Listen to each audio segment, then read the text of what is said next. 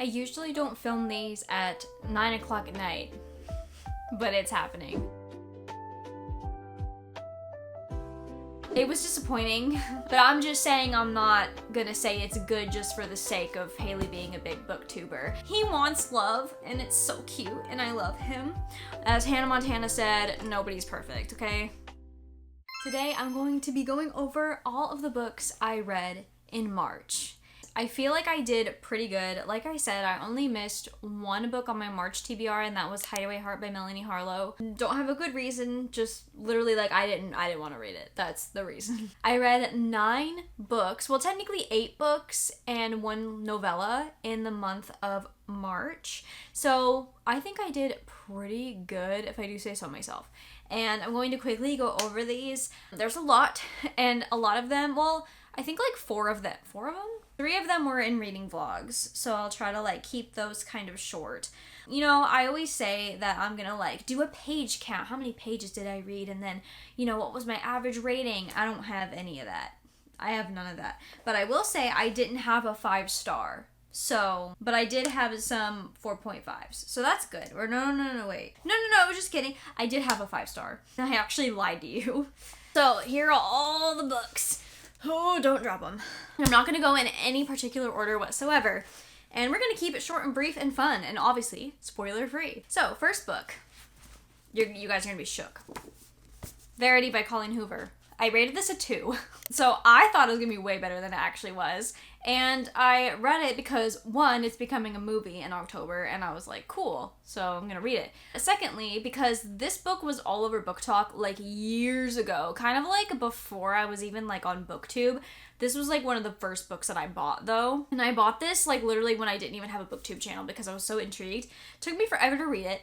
It was disappointing. So this book is about this girl named Lowen. She's a struggling writer, and basically she gets called in by her agent to take over for this author that is sick named Verity, and she has like really popular thriller mystery books series, and she basically is asked to write the 3 books that are left in the series. And at first she says no, but then like she needs money, so she eventually says yes. And then she meets Verity's husband. Verity's bedridden. You know, Lowen thinks that Verity's husband is hot. Yada, yada, yada. You know how that goes. What Lowen comes to find out is that Verity has this manuscript, not even a manuscript that kind of seems really suspicious, especially surrounding what may have happened to her children. Okay, Verity's children. Okay, at first it was very intriguing, and also definitely look up trigger warnings because there was a lot of like stuff that I'm not gonna say specifically. Okay, this is the second book that I've read by Colleen Hoover, but I feel like she just likes to shock people, like the shock value. And yeah, it's shocking and disturbing, but the end of this book, I was literally like, I wasted my time. I absolutely wasted my time reading this. Like, it didn't have a satisfying conclusion, okay? I felt annoyed, if anything. So 2 for Verity. Okay, the next book that I'm sure a lot of people are interested to hear my thoughts about. I mean, I don't know if y'all care, but Just Friends by Haley Pham. I did have this book in a reading vlog. I went into a lot more detail there. So if you want to check it out, I'll put the thumbnail somewhere. That way you know what video it is. I rated this a 2.5. Okay. My review on this book does not reflect my view on Haley Pham, if that makes sense. I'm sure she's cool. You know, she did a big thing, like writing a book. I'm sure she worked really hard on it, but I'm not going to sit here and lie about the review of the book. Not saying that people have, but I'm just saying I'm not going to say it's good just for the sake of Haley being a big booktuber. A lot of my friends love to write. I would never tell them that something is good when I feel like it could be better. Like, I want them to be the best that they can possibly be, right? So 2.5, let me get into why. A lot of people talk about this book and they're like, oh, the writing is clunky and she uses big words. She does use big words. The writing is clunky. And big words, when I say big words, I don't mean like smart people words. I mean like words that don't belong. The best example I can give is the feeling was personified in my stomach. I just didn't feel right reading it. I was like, why does it, and when you write like that, it feels very clunky and it doesn't feel like something that people would say, and therefore not feeling very realistic. So that was one of my, things about it. But I'm not even going to focus on that because I feel like that's something that everyone focuses on. The thing I want to focus on is that the story is surrounding this character that Blair knows as Aunt Lottie. Okay, we're following Blair, and then she goes back to her small town, and she is going back because she's visiting her Aunt Lottie because her Aunt Lottie is unfortunately not doing so hot. Okay, she's not doing well. We're supposed to feel a lot for Aunt Lottie, okay? And there was not enough, at least for me, there was not enough flashbacks with Aunt Lottie. There wasn't enough for me to feel bad for her. Like, yeah, of course it's sad that her aunt's dying, but I didn't feel that attachment to Aunt Lottie, right? I didn't feel, like, I should feel how Blair feels, right?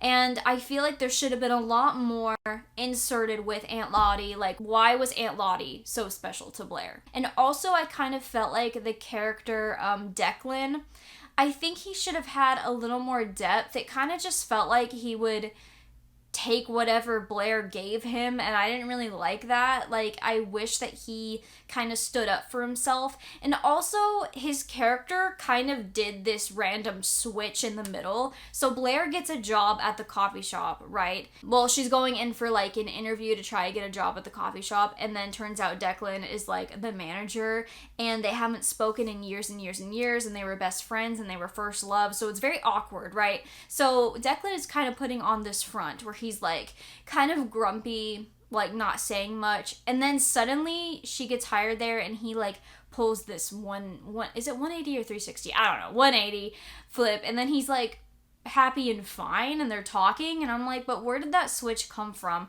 I feel like this book would have done well with maybe a couple of Declan POV chapters, because I did not know how he was feeling in the moment about literally anything. One of the biggest important scenes in this book, in my opinion, like, to me, there was a really important scene towards the end that has to do with Declan's mom.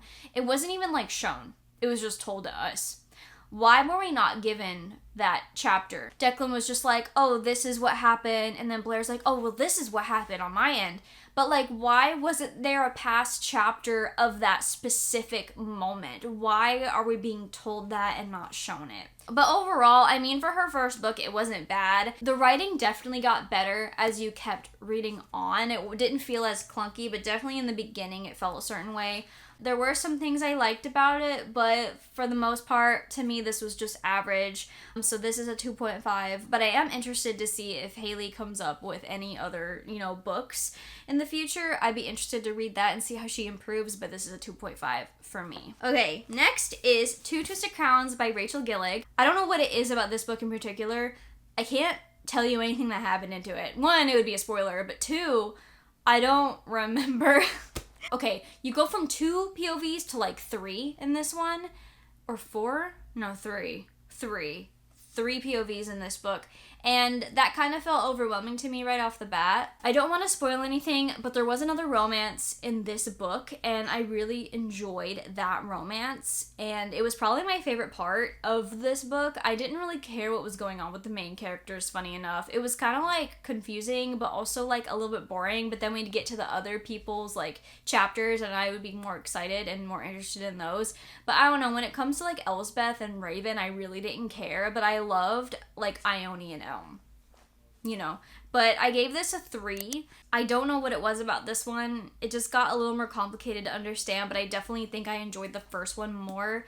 But this is still decent. I definitely Ione and Elm saved this book for me for sure. Let's go ahead and get this book over with, okay? The Alchemy of Secrets by Stephanie Garber. I talked about this one in that reading vlog as well. Boots don't. You know what? I think I'd give this a 2 as well. And that is really unfortunate because I love Stephanie Garber. I love her Caraval world and Once Upon a Broken Heart world. I think if you like this kind of storyline, I think you'd really enjoy this book, but it lost me a lot. It lost me a lot. So I really found myself not caring about this book, like, at all. So this one is following this girl named Holland, and basically she somehow figures out that she's gonna die at midnight unless she finds this object called the Alchemy Heart. And so she's, like, thrust into this adventure trying to find the Alchemy Heart, and then she meets, like, these two guys, and then there's, like, random romances, and then she, you know, it has a lot to do with, like, movies and, like, finding her father's, like, lost script or something. See, I don't know. But, like, there were parts in it in the beginning that I was really interested in, but then it kind of just, like, I literally didn't care anymore, so that's why I'm giving it a 2, because, like, I don't care, and I think there's gonna be a second book in this, but I'm not gonna read it because I'm just not interested in this. And, you know, sometimes authors can do it for you, and sometimes they can't, and this is one of the times where Stephanie Garber didn't do it for me, so, and that's fine. It happens. As Hannah Montana said, nobody's perfect, okay?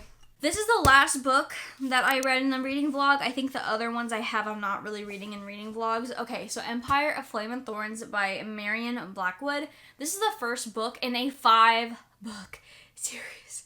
And I didn't mean to do that. Well, I did mean to do that, but I also didn't mean to do that, okay? So, but I had a really good time with this one. Literally, this one is like an ACOTAR and, like, Fourth Wing and, like, Hunger Games kind of book. And a lot of people would probably say, like, oh, it just feels like a ripoff of blah, blah, blah. But you know what? I like having versions of, like, the same books that I love, as long as they're not copying it, okay? I'm not saying I'm okay with that. This one follows this girl named Selena Hale, and she is trapped in the Sealy Court along with a bunch of other people. So basically, it's like Faye and dragon shifters, and they hate each other, right? So the dragon shifters basically control the Faye and everything they do, and there's an opportunity that comes every 150 years where the Faye can enter these trials, and if they win, there can only be 3 winners, but if they win, they're able to be free of the Sealy Court and have, like, their freedom and just be free to do whatever they want. And I thought that was very interesting, and also the way they describe, like, the powers and stuff is really interesting. Our girl Selena, she can manipulate emotion, and the way they describe her power was really cool. And there were other characters as well that had all these different powers. I thought it was unique the way they described the powers because, like, for example, like, the telltale sign of everyone using their power is if their eyes glow, and I thought that was pretty cool. So it's like, how is she gonna, like, be able to manipulate people if her eyes are glowing? Then that's, like, the telltale sign, right? And obviously there's, like, a little bit of romance in here with, you know, Draven Riot. He's the ruthless commander of the Dragon Shifter army. And for some reason, during the trials, he keeps literally making things so difficult for her. She doesn't understand why. And then you learn a lot more. The way this ended was kind of insane, and I was so, like, pleasantly surprised with the ending because I don't know what's gonna happen next, so I'm really, really excited to read the rest of this series. I believe these are all on Kindle Unlimited. I think, I'm not entirely sure, but if you like books like Fourth Wing, ACOTAR, and have, like, the trials like Hunger Games, I would definitely pick this up. It was a very interesting read, very easy to read as well, and I gave this a 4. I really, really, really enjoyed it. This is so silly. The only 5-star I had this month was Shatter Me in this Find Me novella. Literally, like, just Shatter Me. Both of these are Kenji novellas, but Shatter Me comes after Define Me. No, Shatter Me comes out. It doesn't matter. I'm not going to talk about that. Anyway, we're literally just talking about Shatter Me, okay? So Shatter Me is literally just Kenji from the Shatter Me series, and I really can't give anything away.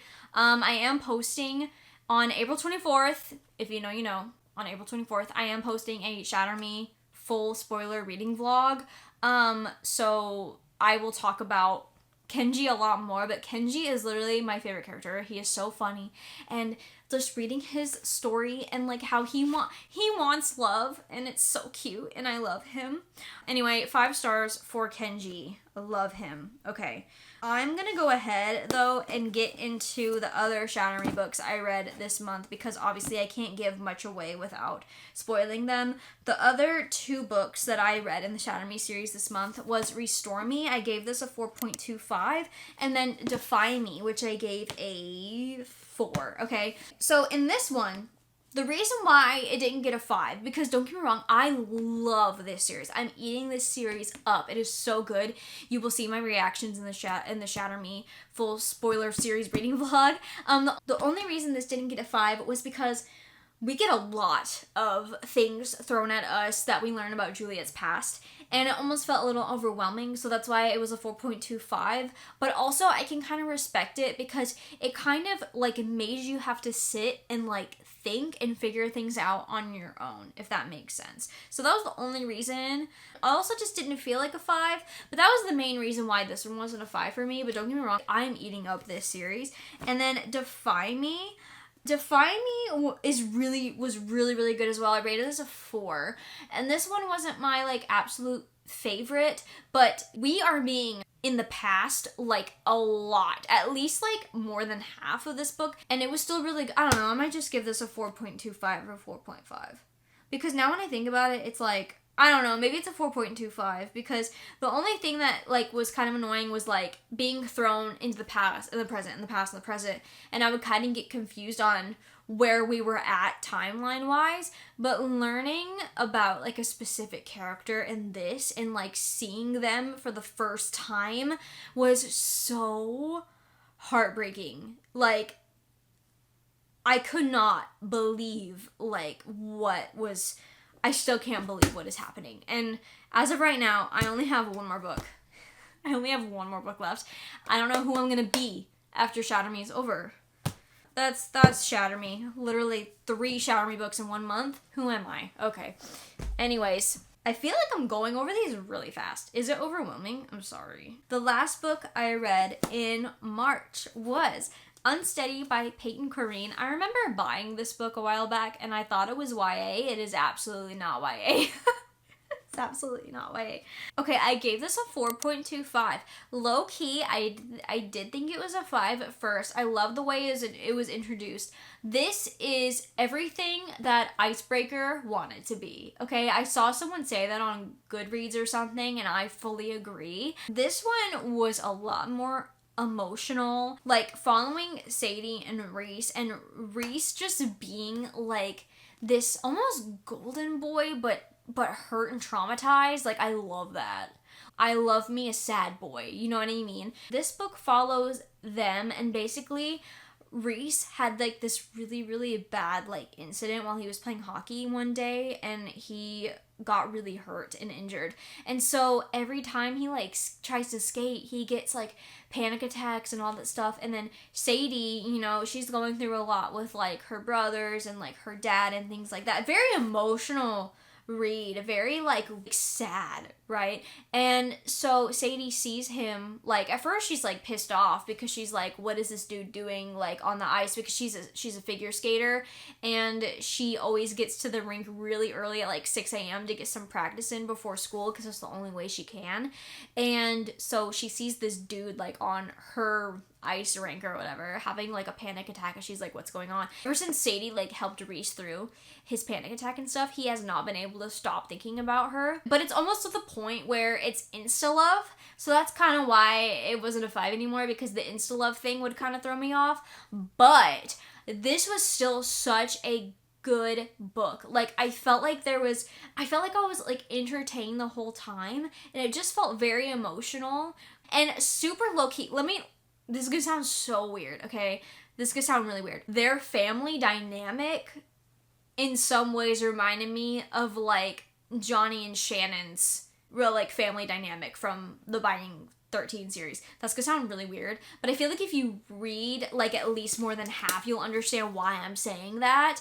It just felt similar, not in a bad way, but it was like because his family was like helping take care of like her brothers, and if you have read Binding 13, you know what I mean by that. But I'm so excited to read the next book in this series. The next book is called Unloved, and then I think she has a new book that's coming out or is out. I'm not entirely sure, but I'm definitely gonna pick these books up because they're really good. Way better than one of the best, well, I haven't read many hockey romances, but definitely one of the best ones I've read. If you like emotional romances, not like, well, there was spice, but like definitely not as bad as Icebreaker, but if you like the emotional romances, I think you'll really like this one. 4.25 for Unsteady. And wow, okay, that is the end of today's reading wrap up. Wow, well, March's reading wrap up, not today. I didn't read all these books in one day. So that's the end of my March reading wrap up. I hope that I made sense. I kind of felt a little rushed talking about these books because I feel like sometimes I tend to ramble and not get to the point, and I'm trying to learn how to get to the point of things. Also, let me know if you rated any of these books differently, or if you agree with me on any of these, or if any of the books I talked about you might want to pick up, because maybe I did a good job explaining them and maybe I made them sound good. I don't know. My One Dark Window and Two Twos of Crowns reading vlog is coming out soon, and my Shatter Me series reading vlog is coming out soon. We've got we've got 2 reading vlogs coming out this month. And then when it comes to my April TBR, I don't know. I don't know what I'm gonna do for reading vlogs for those. Maybe I'll try to do a reading challenge. Let me know. Do you guys want to do let me know if I should do a spinner wheel chooses the hours I read, or a spinner wheel chooses the pages I read, or should I just do a mood reading vlog? I don't know. What should I do? I need help. Anyways, thank you guys so much for watching today's video. I'll see you in the next one. Bye!